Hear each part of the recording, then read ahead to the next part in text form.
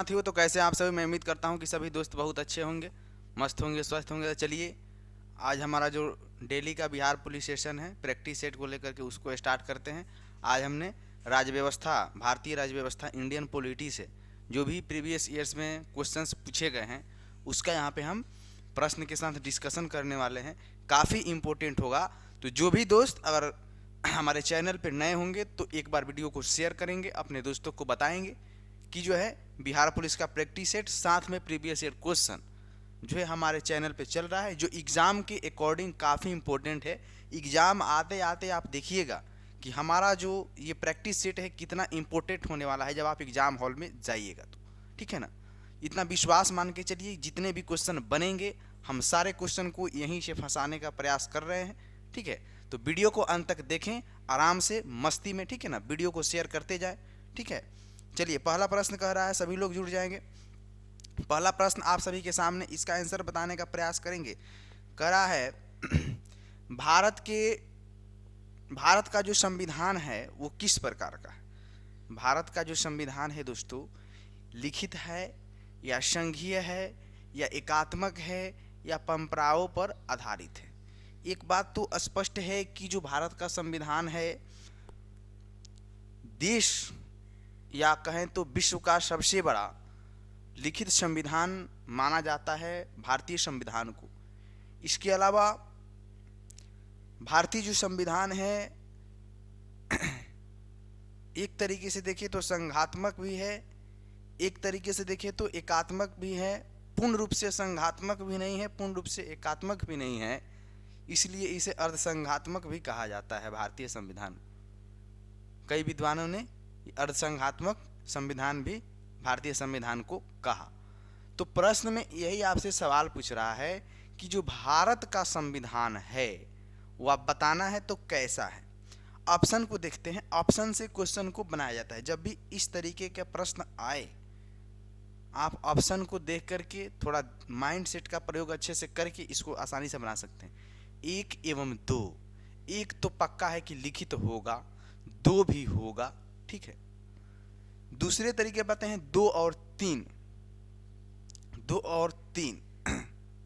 ठीक है, संघीय एकात्मक, तो ये भी हो सकता है। लेकिन आप यहाँ पे एक बात याद रखेंगे कि भारत का जो संविधान है मूल रूप से संघात्मक संविधान है, संघात्मक व्यवस्था है। इसमें एकात्मक जो है, एकात्मक भी है लेकिन पूर्ण रूप से नहीं है। तो जहाँ संघीय की बात आएगा, जहाँ एकात्मक की बात आएगा, तो वहाँ पे हमको चूज क्या करना होगा, संघीय। तो यहाँ पे हम एकात्मक को कैंसिल करेंगे। 1 और 4, तो 4 तो होगा नहीं, तो ये ऑप्शन आपको काट देना है। 4 इसमें भी है, काट देना है। फंस रहा है 2 3 1 2। तो संघीय की चुनना हो, एकात्मक को चुनना हो, तो उसमें आप संघीय व्यवस्था को चुनेंगे। संघीय व्यवस्था जो है भारत में मुख्य रूप से है, जो है ज़्यादा प्रचलन में, उसी व्यवस्था पर सारी जो है हमारी शासन व्यवस्था टिकी हुई है। एकात्मक भी है लेकिन पूर्ण रूप से नहीं। अगर ऑप्शन में हमारा 1 2 और 3 रहता तो हम इसमें डायरेक्ट हम 1 2 3 को मारते, इसमें कोई निसंदेह नहीं है। नहीं, तो ऑप्शन के अकॉर्डिंग जाएंगे तो हमारा 1 और 2 आंसर क्या हो जाएगा, सही हो जाएगा। अब थोड़ा सा हम बात कर लेते हैं संघीय व्यवस्था की और एकात्मक व्यवस्था की, ये क्या है। नहीं, यहाँ पे थोड़ा सा नोट करके आप लोग लिख लेंगे, संघीय और एकात्मक। संघीय की बात करें तो इसमें जो है दोस्तों लिखित संविधान आता है। जो भारत का लिखित संविधान है वो आता है स्वतंत्र न्यायपालिका, जो देश का सबसे सर्वोच्च है, सर्वोच्च स्वतंत्र न्यायपालिका, न्यायपालिका। नोट करते चलेंगे, दोनों में अंतर भी आपको पूछ देगा। इसके बाद केंद्र राज्यों के मध्य शक्तियों का विभाजन, केंद्र राज्य के मध्य शक्तियों का विभाजन। चलिए दोस्तों, तो एक तरीके से देखेंगे कि लिखित संविधान है, सर्वोच्च एवं स्वतंत्र न्यायपालिका है भारत में, केंद्र राज्य मध्य के बीच क्या है, शक्ति का, केंद्र का शक्ति अलग है केंद्र सरकार का, और राज्य सरकार का जो भी शक्ति उसका अलग है। एक इस तरीके से जो है भारत का संविधान जो है संघीय कहलाता है। एकात्मक किस रूप में कहलाएगा कि देश की जो शासन व्यवस्था है, देश की जो शासन व्यवस्था है केवल संघ में ही केंद्रित हो, तो उसको एकात्मक व्यवस्था कहेंगे। एग्जाम्पल के तौर पे ले लें, एग्जाम्पल के तौर पर ले लें एकात्मक में, तो आपका आ जाएगा एकीकृत संविधान का प्रावधान। एकीकृत संविधान का प्रावधान है। भारत में तो एक ही संविधान है, दो संविधान तो है नहीं कि केंद्र के लिए अलग है राज्य के लिए अलग है, तो इस तरीके से एकीकृत संविधान आपका हो जाता है। दूसरा चीज आपको आ जाते हैं दूसरा क्या, एकल नागरिकता। एकल नागरिकता तो भारत में एकल नागरिकता है, चाहे वो आप किसी भी राज्य के हों, आपको एक देश का ही नागरिक माना जाएगा। राज्य की जो है आपको नागरिकता लेने की आवश्यकता नहीं है। लेकिन इसके विपरीत अगर आप अमेरिका में जाते हैं तो वहाँ पे दोहरी नागरिकता आपको देखने को मिलेगी, राज्य के लिए अलग, केंद्र के लिए अलग। लेकिन भारत देश में जो है ऐसी व्यवस्था नहीं है, जिसके कारण जो है हमारा संविधान एकात्मक है। तो इस तरीके से आप देखें कि जो भारत का संविधान है संघात्मक भी है, एकात्मक भी है, पूर्ण रूप से दोनों नहीं है, इसलिए अर्ध संघीय संविधान भी इसे कहा जाता है। ठीक है, इस तरह से आंसर आपका ये हो जाएगा। अगला प्रश्न की ओर आते हैं। अगला प्रश्न क्या कर रहा है, इसका आंसर सभी लोग बताएंगे कि भारत में सरकार का रूप कैसा है। भारत में सरकार का रूप कैसा है इसको आप लोग बताएंगे। राजतंत्रीय है? नहीं, राजतंत्र का तो कहानी खत्म है। तानाशाही है? ये भी नहीं है। संसदीय है? ये आपका हो जाएगा कि भारत में जो है सरकार का रूप है वो किस प्रकार का है, तो आपका संसदीय शासन प्रणाली है भारत देश में। अभी हम बात करेंगे कि शासन प्रणाली जो है कितने तरह की होती है। अध्यक्षीय ये नहीं, आपका अध्यक्षीय शासन प्रणाली है, ये आपका अमेरिका में लागू है। ठीक है ना। अभी हम बात कर लेते हैं शासन प्रणाली के बारे में। किसके बारे में दोस्तों? शासन प्रणाली। शासन प्रणाली की बात करें तो शासन प्रणाली जो है दोस्तों दो तरीके से, एक आपका संसदीय शासन प्रणाली और दूसरा अध्यक्षीय शासन प्रणाली। अध्यक्षीय शासन प्रणाली, ठीक है। एक आपका आ जाता है संसदीय शासन प्रणाली और एक आता है अध्यक्षीय। तो भारत में किस प्रकार का जो है शासन प्रणाली लागू है? आपका संसदीय शासन प्रणाली में क्या होता है कि जो यहाँ के राष्ट्रपति होते हैं, जो देश का सर्वोच्च नागरिक भी कहलाता है, ये नाम मात्र के लिए प्रमुख होता है। देश का सबसे प्रथम नागरिक तो कहलाता है, लेकिन ये नाम मात्र के लिए प्रमुख होता है। सारे जो कार्य होते हैं, जो प्रमुख योजनाएं को प्रस्तुत करने होते हैं, वो प्रधानमंत्री के कार्य हैं। तो इसमें राष्ट्रपति का जो शक्ति है क्या है? नाम मात्र के लिए। और वास्तविक शक्ति किसके पास हो जाता है? प्रधानमंत्री। तो यहाँ पे लिखेंगे राष्ट्रपति जो है नाम मात्र के लिए, प्रधानमंत्री जो है ये सभी शक्ति इसमें निहित होती है।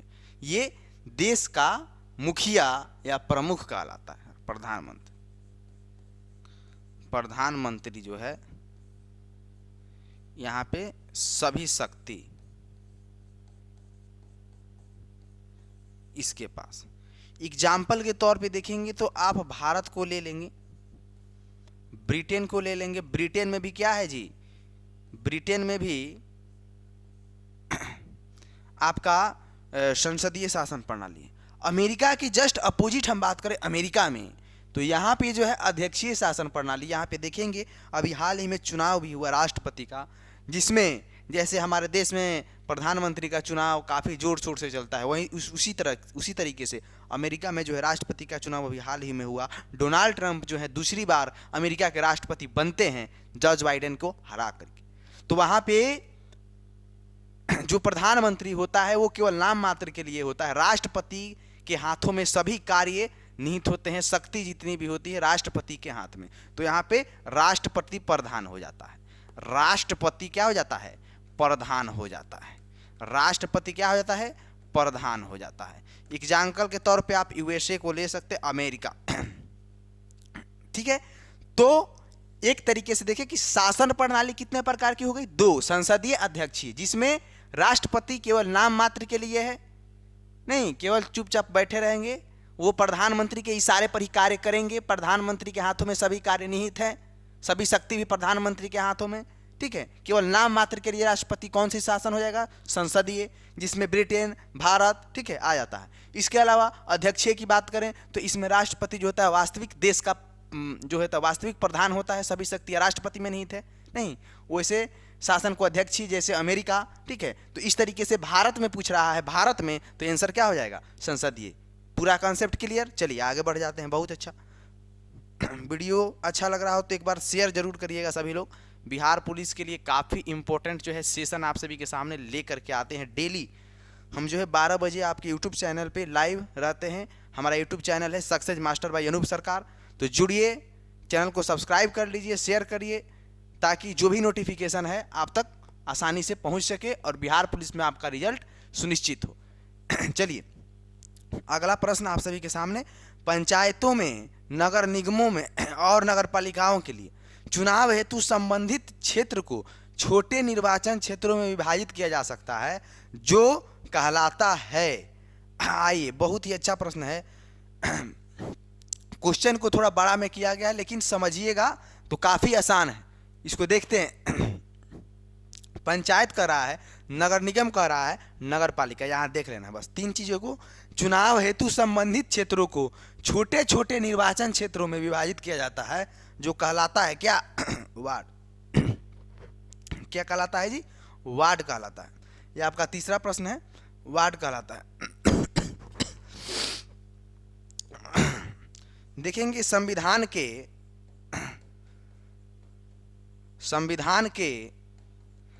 73वां 74वां संशोधन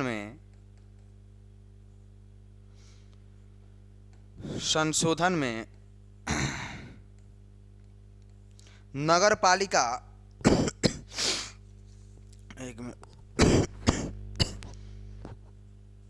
नगर पालिका और ग्राम पंचायत का प्रावधान, नगर पालिका प्लस ग्राम पंचायत का प्रावधान, इसको नोट कर लीजिए कि भारत के संविधान के 73वां 74वां संशोधन में नगर पालिका और ग्राम पंचायत का जो है गठन की बात किया गया है, ठीक है ना। इसके अलावा हम बात करें तो नगर पालिका का, तो ये आर्टिकल आपका नगर पालिका की बात करते हैं तो नगर पालिका का वर्णन अनुच्छेद या आर्टिकल कितना में जी, 243 के विभिन्न पार्ट में इसको बांटा गया है और भाग कितना, भाग 9 में। तो एक तरीके से न्यायपालिका का वर्णन हमें अनुच्छेद 243 का त है, द है, इसका 5-6 गो पार्ट है।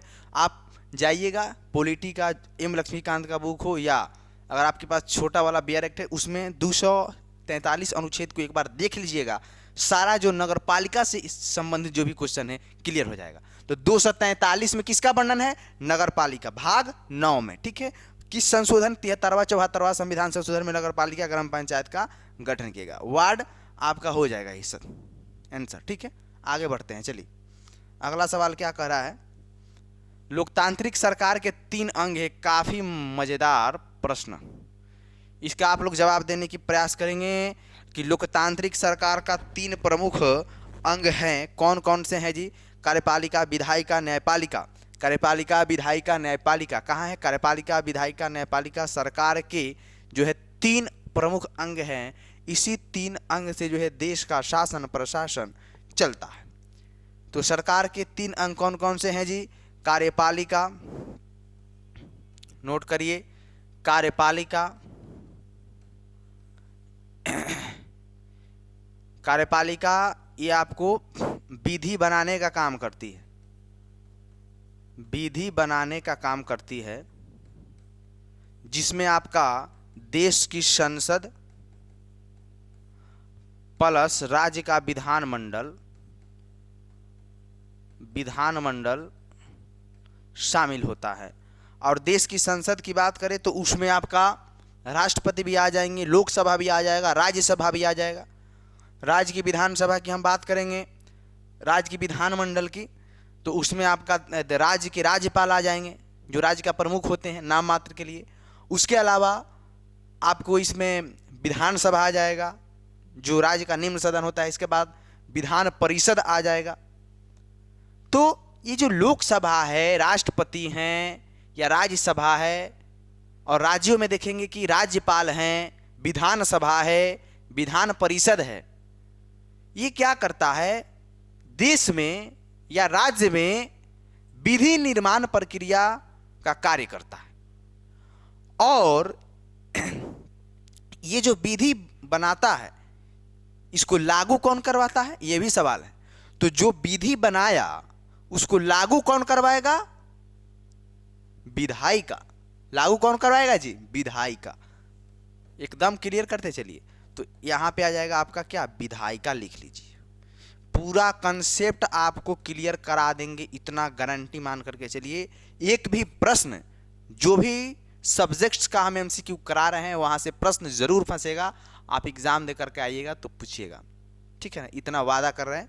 तो विधायिका की बात करें तो ये जो भी कानून देश में बनता है उसको लागू करवाने का काम कौन करती है? विधायिका। तो विधि को चलाना लिख सकते हैं, विधि को चलाना या लागू करना, विधि को लागू करना किसका कार्य है जी? विधायिका। इसमें कौन कौन से आ जाएंगे विधायिका में? तो विधायिका में आपका देश का राष्ट्रपति आ जाते हैं, प्रधानमंत्री और केंद्रीय जो मंत्रिपरिषद है, कैबिनेट मंत्री हैं, ये सभी जो है इसमें शामिल होते हैं विधि को लागू करने में। तो इसमें आपके आ जाते हैं क्या जी?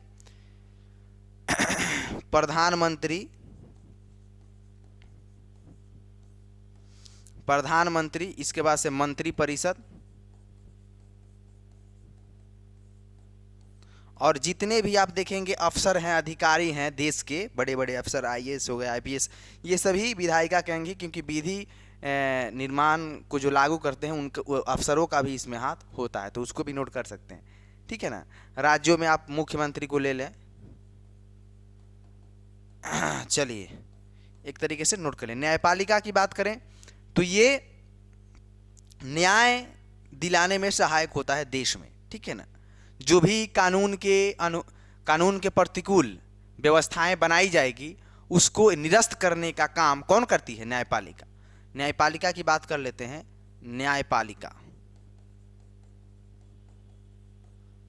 तो जो भी देश में कानून बन रहा है या विधि निर्माण प्रक्रिया हो रहा है, अगर वो संविधान के प्रतिकूल है, संविधान के अनुरूप नहीं है, तो ये न्यायपालिका का अधिकार है कि न्यायपालिका उसे निरस्त कर सकती है, खत्म कर सकती है। और न्यायपालिका के जो है 3 अंग होते हैं, कौन कौन से जी? एक होते हैं सर्वोच्च न्यायालय, उच्चतम न्यायालय, सुप्रीम कोर्ट होता है, एक सुप्रीम कोर्ट, एक हाई कोर्ट होता है, और एक जिला स्तरीय डिस्ट्रिक्ट कोर्ट, ठीक है ना।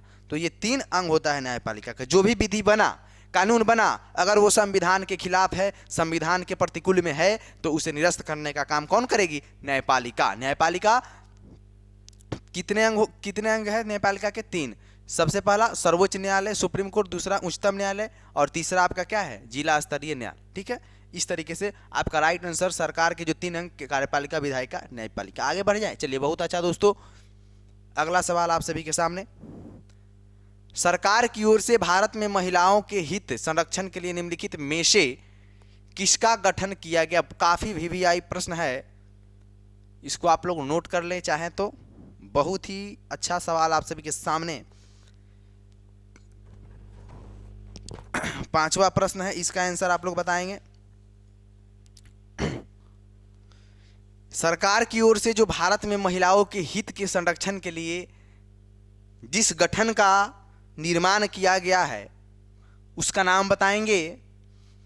तो इसका आंसर हो जाएगा राष्ट्रीय महिला आयोग। राष्ट्रीय महिला आयोग जो है, इसकी हम बात करें तो ये भारतीय महिलाओं के संरक्षण के लिए इस आयोग की जो स्थापना है वो 1992 में किया गया। और ये एक प्रकार का विधायी या संवैधानिक निकाय, क्या है जी, विधायी या संवैधानिक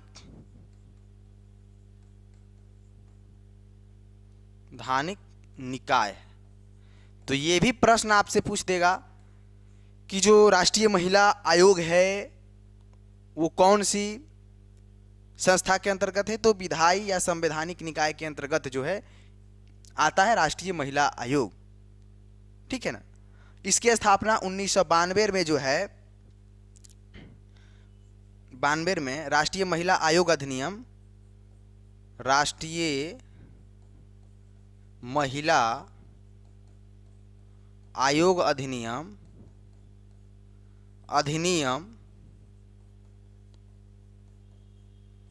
1990 के तहत, नोट कर लीजिए, जो भी बोर्ड पे लिख रहे हैं या बातें को कुछ बता रहे हैं मौखिक रूप से, सभी चीज़ों को नोट करिए, क्योंकि बहुत सारे चीज़ जो है आप नोट नहीं कर पाते हैं या सुन लेते हैं तो याद नहीं रहता है। और यहाँ पे काफ़ी इंपॉर्टेंट है, यहाँ से भी प्रश्न पूछा गया कि बताइए कि राष्ट्रीय महिला आयोग की स्थापना 1992 में तो हुआ, किस अधिनियम के तहत हुआ, यहाँ पे फंसेंगे। तो राष्ट्रीय महिला आयोग अधिनियम 1990 के तहत, कब, राष्ट्रीय महिला आयोग अधिनियम 1990 के तहत जो है राष्ट्रीय महिला आयोग की स्थापना 1992 में की जाती है। एक प्रकार का विधायी या संवैधानिक निकाय है राष्ट्रीय महिला आयोग।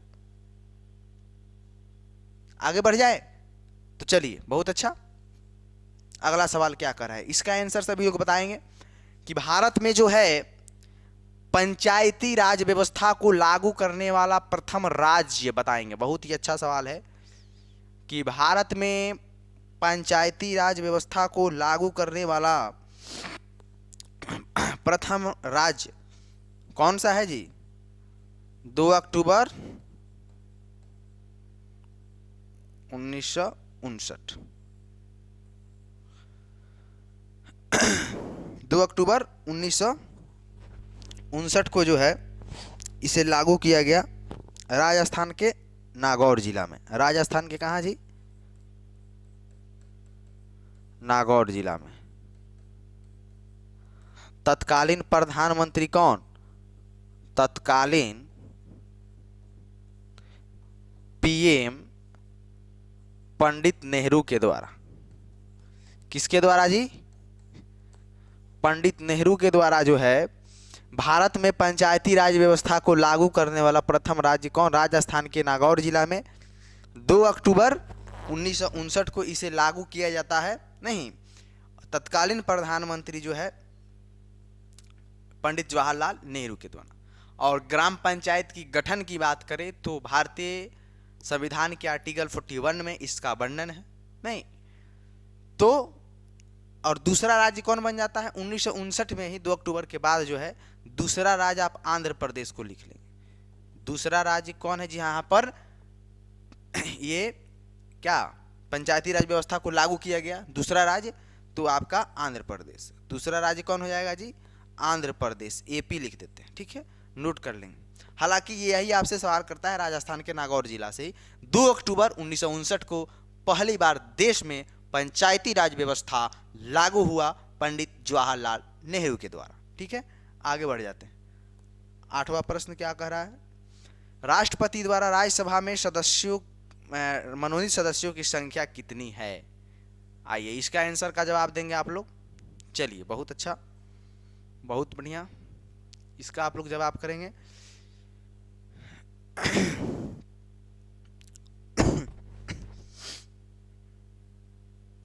राष्ट्रपति द्वारा राज्यसभा में मनोनीत सदस्यों की संख्या है, मनोनीत बात कर रहा है, तो राष्ट्रपति जो है देश में 12 सदस्यों का मनोनयन करता है, और ये राष्ट्रपति द्वारा राज्यसभा में मनोनीत सदस्यों की संख्या जो 12 है, ये आयरलैंड के संविधान से भारत में शामिल किया गया, आयरलैंड के संविधान से लिया गया। ये आयरलैंड के संविधान से लिया गया है। इसके अलावा आप लोग कमेंट में बताएंगे कि आयरलैंड के संविधान से और कौन सा भाग जो है लिया गया है, भारतीय संविधान में वर्णन किया गया है। तो काफी इंपॉर्टेंट है डीपीएसपी, डीपीएसपी, डीपीएसपी, राज्य के नीति निर्देशक सिद्धांत, जिसका आर्टिकल 36 से 51 में वर्णन है।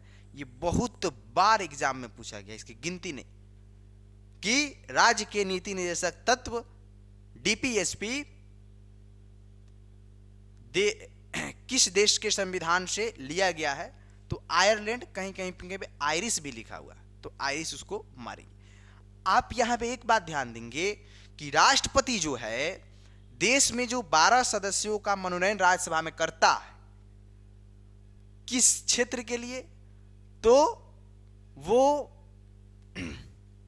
जो मनोनयन होता है 12 सदस्यों का, कला साहित्य विज्ञान,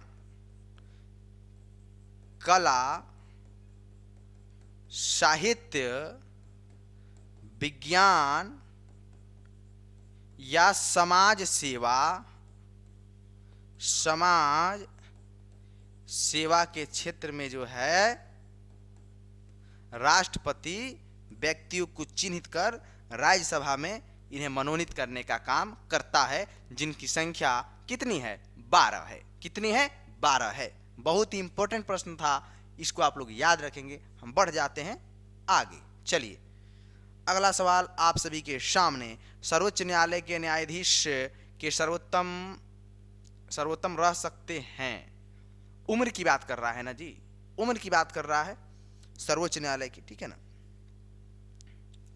तो उम्र की बात करें तो 65 वर्ष जो सर्वोच्च न्यायालय के न्यायाधीश हैं वो कितने वर्षों तक न्यायालय में रह सकते हैं। तो जो अधिकतम उम्र है सर्वोच्च न्यायालय के न्यायाधीश का, तो वो आपका 65 वर्ष। उच्चतम न्यायालय की बात करें तो इसका भी लगभग सेम ही है। तो यहाँ पे हमारा बात कर रहा है सर्वोच्च न्यायालय न्यायाधीश जो है सेवारत, यानी कितने वर्षों तक वो अपने पद पे बने रह सकते हैं। तो 65 वर्ष, जिसका वर्णन हमें भाग 5 आर्टिकल 124 से 147 तक में इसका वर्णन है। सर्वोच्च न्यायालय का वर्णन भाग 5 आर्टिकल 124 से 147 में सर्वोच्च न्यायालय का वर्णन मिलता है, और अधिकतम उम्र जो है इसका 65 वर्ष हो जाएगा।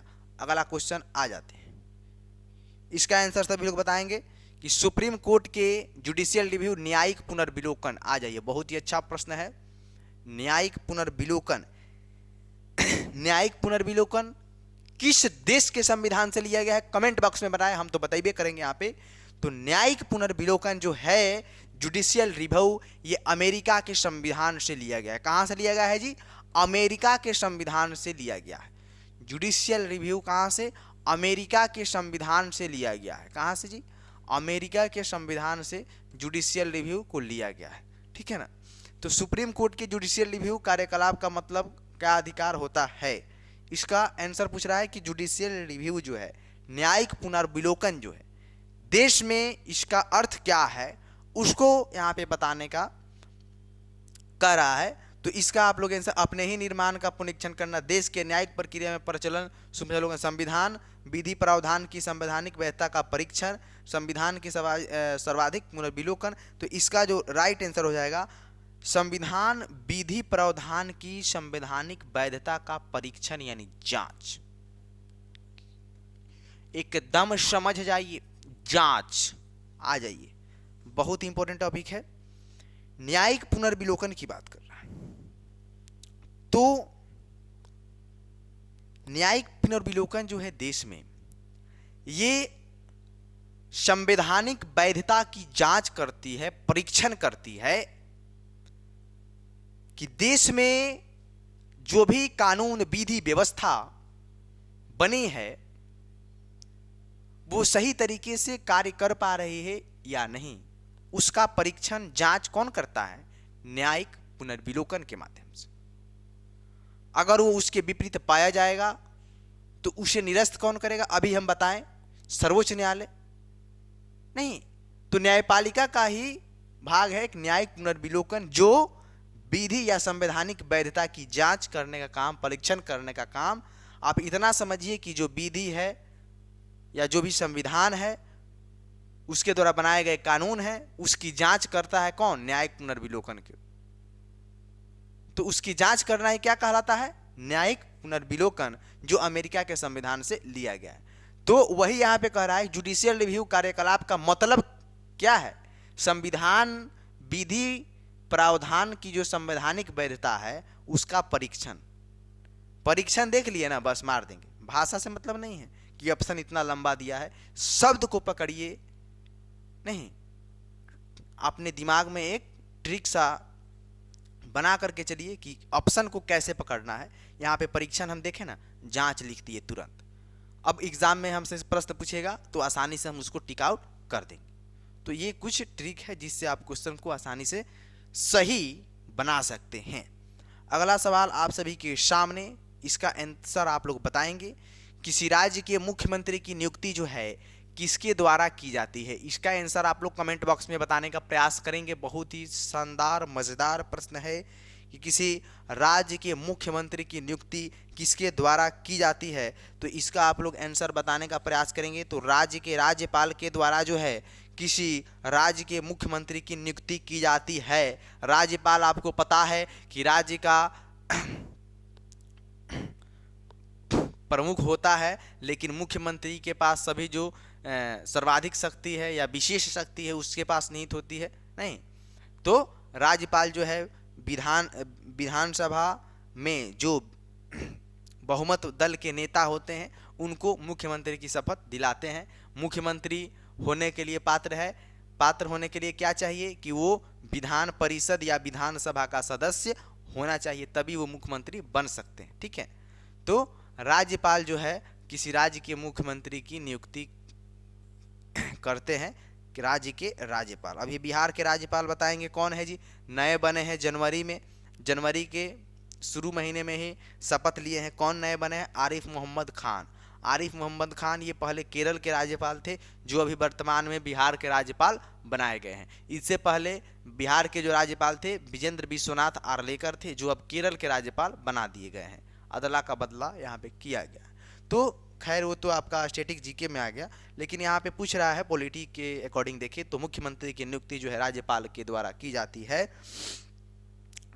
अनुच्छेद 153 से लेकर के 67 अनुच्छेद, आर्टिकल की बात करें, आर्टिकल 153 से लेकर के 167 तक राज्य के कार्य के बारे में बताया गया है। राज्य के जो भी कार्य हैं, राज्य के कार्य बारे में बताया गया आर्टिकल 152 से लेकर के 167 तक। आपको ये भी बता दिए कि राज्यपाल मुख्यमंत्री की नियुक्ति जो सदन में बहुमत दल के नेता होते हैं उनको नियुक्त करते हैं, शपथ दिलाते हैं।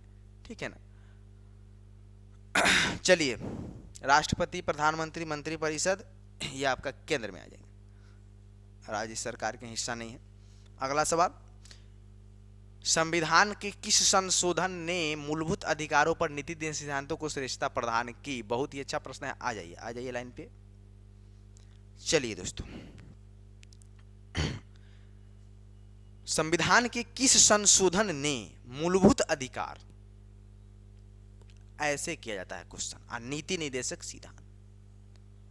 ठीक है, मूलभूत अधिकार और नीति निर्देशक सिद्धांतों को श्रेष्ठता प्रदान की, वो कौन सा संविधान संशोधन है उसको बताना है तो आपका 42वां कहाँ है जी? 42वां संविधान संशोधन 1900 कब 76 में।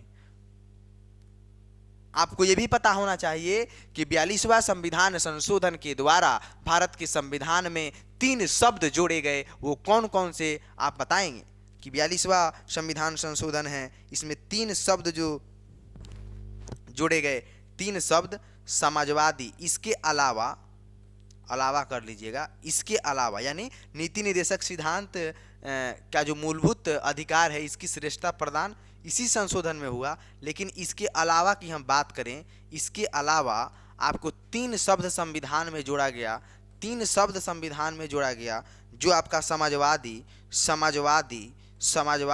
पंथ निरपेक्ष,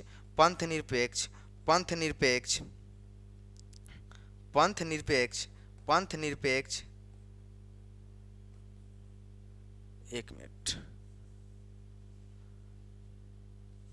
मिटाते हैं, पंथ निरपेक्ष और अखंडता, ये 3 शब्द जो है आपको भारतीय संविधान के जोड़ा गया, समाजवादी, पंथ निरपेक्ष और अखंडता नहीं। और इसी में मूलभूत अधिकार जो है नीति निर्देशक सिद्धांतों का श्रेष्ठता 1976 42वें संविधान संशोधन के द्वारा ही किया गया नहीं। इसकी बात करें 42वें संविधान संशोधन का, काफ़ी इम्पोर्टेंट चर्चा में रहा। ये ऐसे माना जाता है कि ये स्वर्ण सिंह जो समिति थी उसका एक मूर्त रूप है नहीं। इस संविधान संशोधन को 42वां जो संविधान संशोधन है इसे बतलाया जाता है कि स्वर्ण सिंह सिफारिश की मूर्त रूप थी। स्वर्ण सिंह सिफारिश की एक तरीके से कहें तो मूर्त रूप, इसलिए इसे लघु संविधान भी कहा जाता है। लघु संविधान भी किसे कहा जाता है जी? लघु संविधान भी कहा जाता है 42वें संविधान संशोधन को। नोट कर लेंगे, सारे चीज इंपॉर्टेंट हैं, यहां से प्रश्न निश्चित ही बनते हैं, सवाल, तो इसको भूलिए नहीं, नोट कर लीजिए और वीडियो को शेयर करते जाइए, क्योंकि इससे बेहतर कंटेंट आपको क्वेश्चन के साथ इतना कोई नहीं कराने वाला है जितना हम यहाँ पे बता दे रहे हैं। एक प्रश्न से 6 से 7 प्रश्न आपसे यहाँ से बन जाते हैं नहीं। आपको तो यहाँ पे नीति निर्देशक पूछा, आपसे ये पूछ सकता है कि कब 42वां संविधान संशोधन हुआ था 1976, 2 गो प्रश्न हो गया। 3 शब्द कौन कौन से जोड़े गए?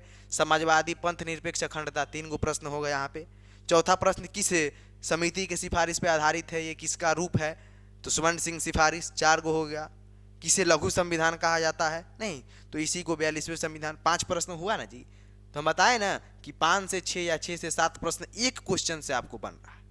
तो समझिए कि हम 20 से 25 प्रश्न डेली आपको करा रहे हैं, तो आपका जो है कम से कम 100 से लेकर के 120-30 प्रश्न कवर हो रहे हैं नहीं। तो डेली सेशन में जुड़िए, एग्जाम आते आते आपको इतना बेहतर कर दिया जाएगा कि रिजल्ट आपका जो है निश्चित है, कोई नहीं रोकने वाला है। जो भी दोस्त जुड़ेंगे उनका रिजल्ट कंफर्म है। केवल आप प्रैक्टिस सेट को लगाते रहिए और जो भी सिलेबस है उसको 1-2 बार अपने से पढ़ने का प्रयास करें, ठीक है। तो अगला सवाल की ओर हम बढ़ जाते हैं।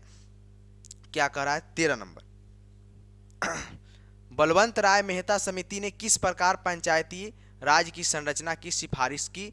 तो ये आपका आंसर हो जाएगा, इसको आप लोग बताएंगे। बलवंत राय मेहता समिति ने किस प्रकार के पंचायती राज की संरचना की सिफारिश की थी? तो त्रिस्तरीय। क्या राइट आंसर हो जाएगा कि बलवंत राय मेहता समिति जो थे उन्होंने त्रिस्तरीय पंचायती राज व्यवस्था की सिफारिश की थी। और ये त्रिस्तरीय पंचायती राज व्यवस्था का गठन कब हुआ था जी?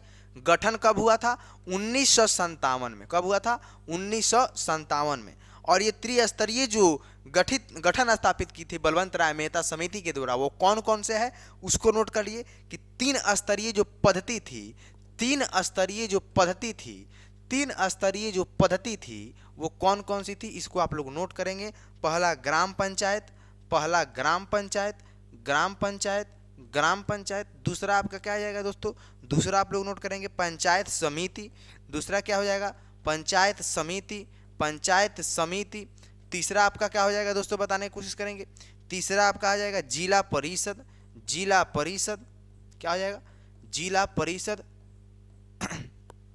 तो ये जो त्रिस्तरीय आप देख रहे हैं, पंचायत राज की संरचना को गठित किया किसने? तो बलवंत राय मेहता समिति ने। तो वो कौन कौन सी? पंचायत, ग्राम पंचायत, पंचायत समिति और जिला परिषद। ग्राम पंचायत जो होता है ये ग्राम स्तर पर होता है, नहीं, जिसमें आप देखेंगे कि मुखिया, सरपंच जो चुनाव लड़ते हैं वो ग्राम पंचायत का ही हिस्सा होते हैं, नहीं, तो ग्राम पंचायत इसका स्तर हो जाता है, पंचायत स्तर। पंचायत स्तर ये आपका जो होता है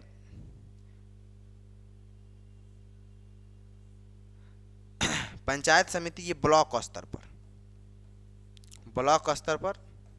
और ये आपका जिला स्तर, जिला परिषद जो होते हैं जिला स्तर पर। नोट कर लीजिए, बहुत इंपॉर्टेंट है, ठीक है ना, इसको आप लोग नोट कर लेंगे, ठीक है, जल्दी से इसे आप लोग नोट कर ले। आगे हम बढ़ जाते हैं अगला प्रश्न की ओर। संविधान सभा के प्रथम अध्यक्ष कौन थे? बहुत ही अच्छा मजेदार सवाल आप सभी के सामने, इसको बड़ा करते हैं हम। आ जाइए सभी लोग, चलिए दिखाई दे रहा है ना, कह रहा है कि संविधान सभा के प्रथम अध्यक्ष कौन थे?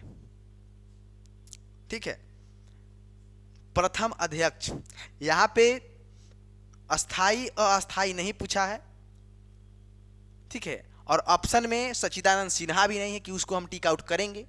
तो पहला ही प्रश्न में बताएं कि ऑप्शन को पहले देख लेना है, तब अपना जो है दिमाग लगा करके सही करना है। आपको पता है कि जो संविधान सभा का प्रथम बैठक हुआ उसमें सच्चिदानंद सिन्हा को संविधान सभा का अस्थाई अध्यक्ष नियुक्त किया गया, अस्थाई अध्यक्ष।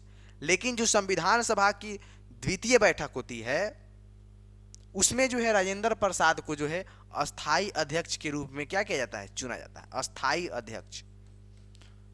तो यहां पे प्रथम ही पूछ रहा है कि प्रथम अध्यक्ष कौन थे, अस्थाई अस्थाई की बात नहीं किया। अगर सच्चिदानंद सिन्हा रहता तो उस तरफ हम जाते, क्योंकि पहले वही बने थे, अस्थाई ही बने थे, लेकिन प्रथम अध्यक्ष जो संविधान सभा के बने थे सच्चिदानंद सिन्हा ही बने थे। बाद में दूसरे संविधान सभा की बैठक में राजेंद्र प्रसाद को बनाया गया अस्थाई अध्यक्ष। अस्थाई अध्यक्ष के रूप में इन्हें डॉक्टर राजेंद्र प्रसाद को चुना गया, ठीक है। जवाहरलाल नेहरू की बात करें तो इन्होंने 13 दिसंबर 1946 को उद्देश्य प्रस्ताव को पेश करते हैं, नहीं, जो आगे चल के लागू होता है।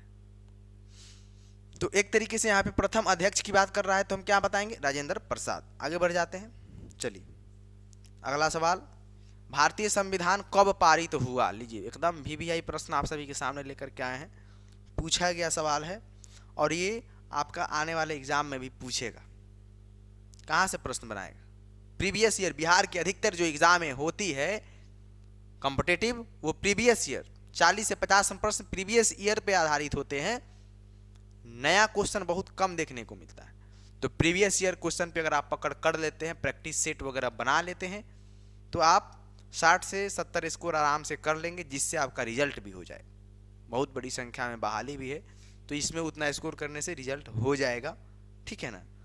तो इसको करते रहिए, हमारे YouTube चैनल से जुड़िए, रिजल्ट अपना लीजिए। चलिए, तो भारतीय संविधान कब पारित हुआ, इसको यहाँ पे कर रहा है, पारित की बात कर रहा है। देखिए, यहाँ से 2-3 तरीके से प्रश्न पूछेंगे, वहाँ पे बहुत से विद्यार्थी जो हैं फंसते भी हैं। अगर संविधान कहे लागू कब हुआ, पारित कब हुआ, अंगीकृत कब हुआ, तब हम मारेंगे 26 नवंबर 1949 को। 26 नवंबर 1949 को जो है भारत के संविधान सभा के द्वारा संविधान को अंगीकृत किया गया, उसे पारित किया गया। लेकिन जो भारतीय संविधान में कुछ अन्य प्रावधान जो छूट गए थे, उसको अंतिम रूप से लागू कब किया गया? 26 जनवरी 1950 को। और यह भी बात ध्यान में याद रखना है कि जो संविधान सभा का अंतिम बैठक हुआ 24 जनवरी 1950 को, उसके 2 दिन बाद यानी 26 जनवरी को जो भी संविधान के अन्य प्रावधान बाकी रह गए थे उसको 26 जनवरी 1950 को पूर्ण रूप से लागू कर दिया गया। तो अगर प्रश्न में पूर्ण रूप से लागू पूछ दिया कि संविधान पूर्ण रूप से लागू कब हुआ, तो हम क्या बताएंगे 26 जनवरी 1950 को। लेकिन लेकिन लेकिन अगर आपको पारित कब केवल पूछ दिया, पारित कब हुआ, केवल लागू कब हुआ, अंगीकृत कब किया गया, तो आपको मानना है 26 नवंबर 1949। यहां पे क्या पूछ रहा है, पारित। जो भी अभी आपको लेक्चर में बताए उसको ध्यान से अगर सुने होंगे, नहीं सुने हैं तो वीडियो को पीछे करके एक बार ध्यान से सुन लीजिए, एक प्रश्न फिक्स हो जाएगा। क्योंकि प्रश्न पूछता है इसी से रिलेटेड, ऑप्शन जो है लड़का गलत मार के चलाता है और रूम पे आकर के मिलाता है, तो ये मेरा सवाल गलत है। पूर्ण रूप से कहेगा तो 26 जनवरी 1950, केवल लागू कह दिया, पारित कह दिया, अंगीकृत कर दिया 26 नवंबर 1949 मारेंगे। आगे बढ़ जाए, चलिए अगला सवाल क्या कर रहा है, भारत में प्रथम आम चुनाव कब हुए थे। ये 8 नंबर कहां से आ गया जी, 15 से 8, अच्छा उसमें छूटा हुआ था। हाँ 7 के बाद हम क्वेश्चन पीडीएफ को देखे तो 7 के बाद 9 प्रश्न आ गए थे, 8वां प्रश्न छूटा तो उसको हम लास्ट में इंड करा दी, क्योंकि अच्छा प्रश्न है तो इसको छोड़ा नहीं जा सकता है, तो इसको हम लास्ट में ले लिए हैं। चलिए इसको देख लेते हैं, बहुत ही अच्छा प्रश्न है, इसके बाद आपका सेशन समाप्त होगा। उससे पहले वीडियो को आप लोग शेयर जरूर करिएगा, ठीक है ना। चलिए आइए इस प्रश्न को क्या करा है इसको देख लेते हैं हम लोग। भारत में प्रथम आम चुनाव कब हुए। प्रथम आम चुनाव जो हुआ भारत में वो 1951-52 में, अक्टूबर 1951 से लेकर के फरवरी 1952 में भारत में प्रथम आम चुनाव होता है।